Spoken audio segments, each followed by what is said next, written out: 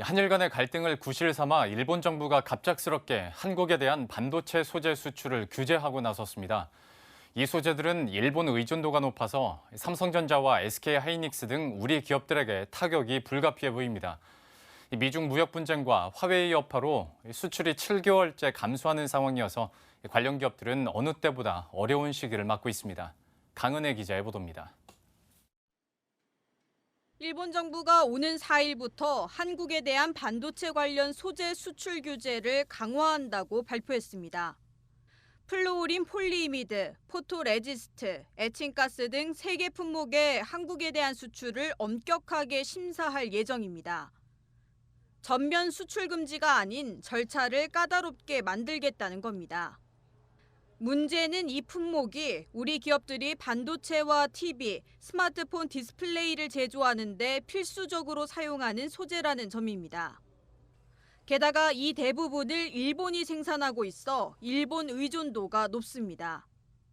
현재 플루오린 폴리이미드와 포토레지스트는 세계 전체 생산량의 약 90%를, 에칭가스는 70%를 일본이 생산하고 있습니다. 이에 따라 삼성전자와 SK하이닉스, 삼성 디스플레이 등 국내 업체들은 비상이 걸렸습니다. 적기에 재료를 공급받지 못할 경우 반도체 생산에 심각한 타격이 예상되기 때문입니다.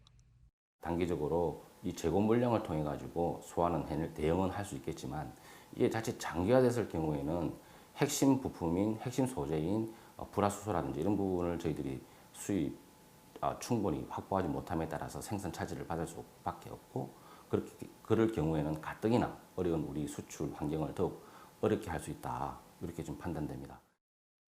삼성과 하이닉스는 규제가 장기화될 경우에 대비한 피해 상황을 파악 중입니다. 또 필요한 소재 일부를 국내 제품으로 대체해 사용하는 수입처 다변화와 국산화 등을 검토 중입니다. 다만 에칭가스의 경우 국내 제품으로 대체 사용이 가능하지만 포토레지스트는 일본과의 기술 격차가 있는 분야라 당장 공급처 다변화가 쉽지 않다는 지적이 나옵니다.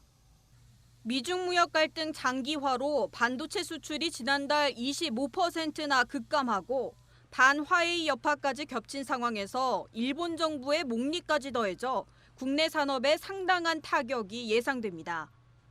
머니투데이 방송 강은혜입니다.